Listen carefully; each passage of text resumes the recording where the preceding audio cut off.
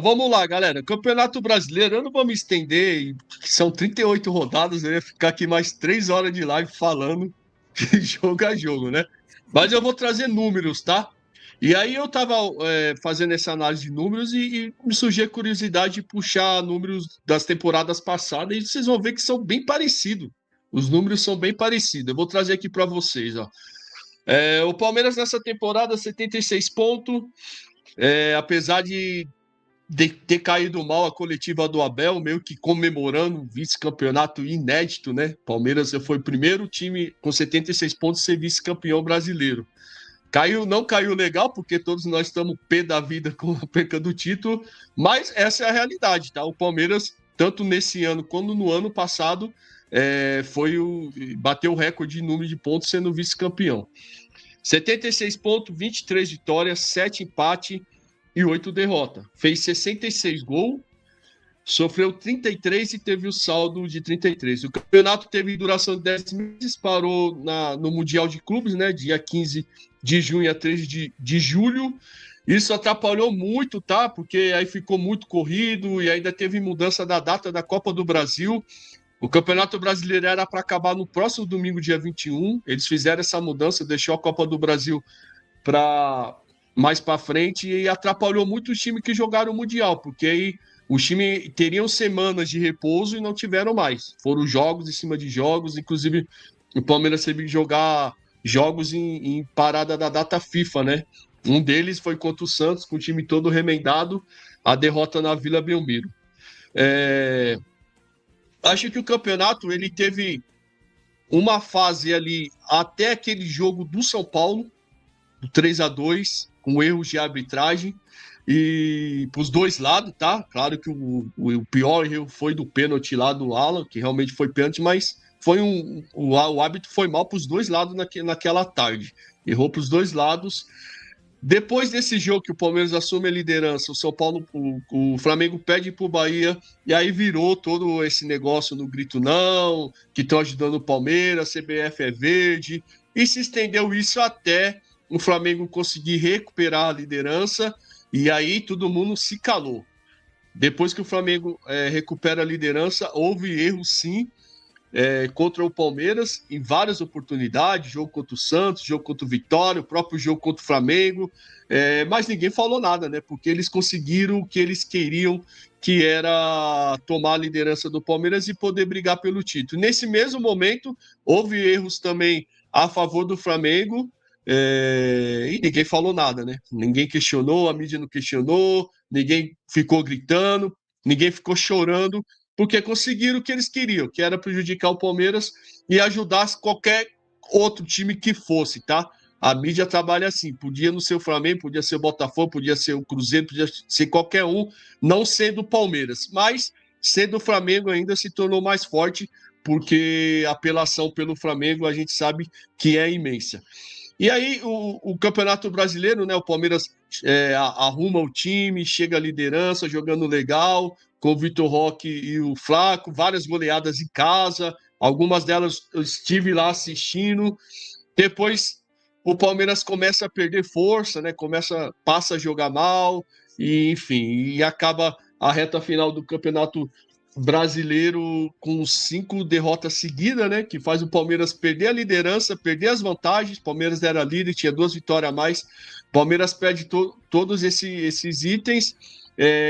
3 derrotas e 2 empates, 2 empates em casa, que para mim foram essencial para a perca do campeonato. Se o Palmeiras perde os 3 fora de casa e ganha os 2 em casa, ainda assim seria o campeão, tá? Porque nesse mesmo período, o Flamengo também tropeçou. O Flamengo também teve derrota, teve empate inesperados. Só que o Palmeiras conseguiu ser pior, né? Ser pior.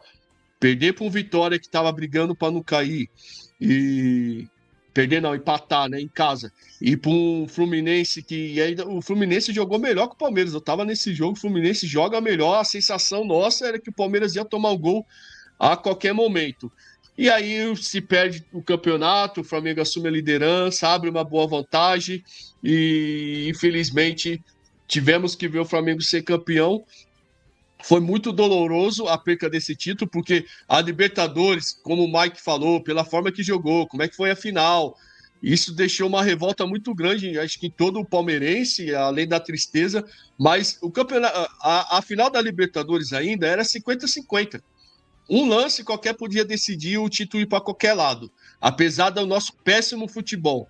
Mas o brasileiro não, ele teve na nossa mão, ele teve chance. Em outros tempos, não, o Palmeiras não deixaria escapar o Campeonato Brasileiro, abrindo aí 4 pontos, 5 pontos de vantagem e ainda com 2 vitórias a mais. O Palmeiras ia fazer jogo duro, não ia perder pontos em casa como perdeu, provavelmente não perderia esses 3 jogos como perdeu, não faria uma sequência de 5 jogos sem derrota como fez. Mas esse ano isso aconteceu, infelizmente. Aí o Palmeiras volta a jogar bem depois de tudo perdido, faz 2 bons jogos, o último com um time bem misto contra o Ceará, ainda rebaixa o Ceará, torcida aliada do Palmeiras e salva o Internacional. Um ano de merda do Palmeiras. Ainda tem que ver o Corinthians na final da Copa do Brasil. Meu Deus do céu, São Januário esse ano foi terrível. Mas eu quero trazer também para a gente aqui, ó, em 2024, o Palmeiras fez 73 pontos, 22 vitórias, 7 empates, 9 derrotas.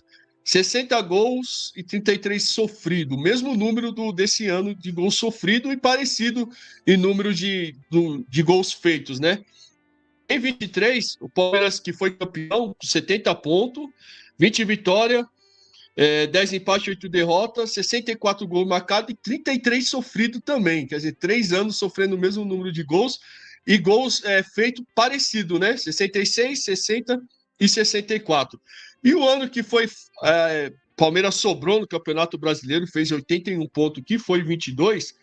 Palmeiras fez 23 vitórias, 12 empates, apenas 3 derrotas e 66 gols e sofreu 27.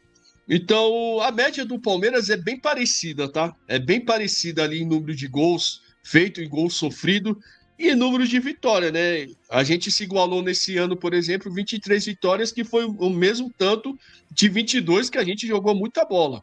23 vitórias.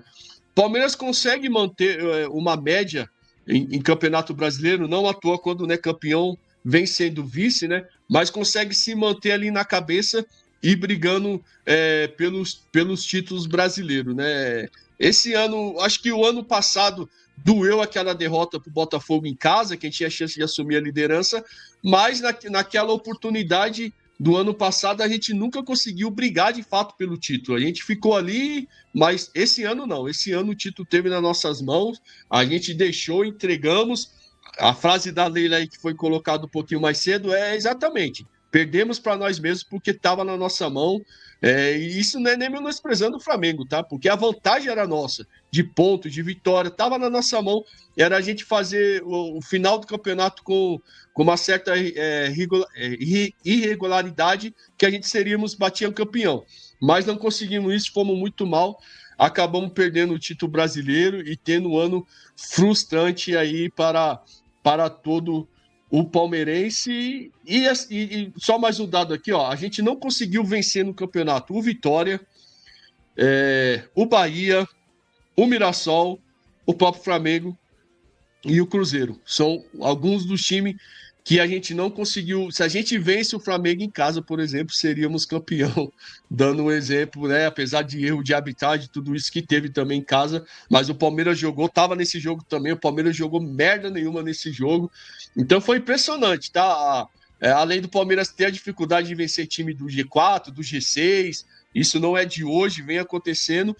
Mesmo com tudo isso, se o Palmeiras, repito, se o Palmeiras ganha do Vitória em casa e do Fluminense nessa reta final, hoje a gente estaria como campeão brasileiro. Infelizmente, ficou para o Flamengo, porque o Palmeiras entregou na reta final a taça para o Cheirinho.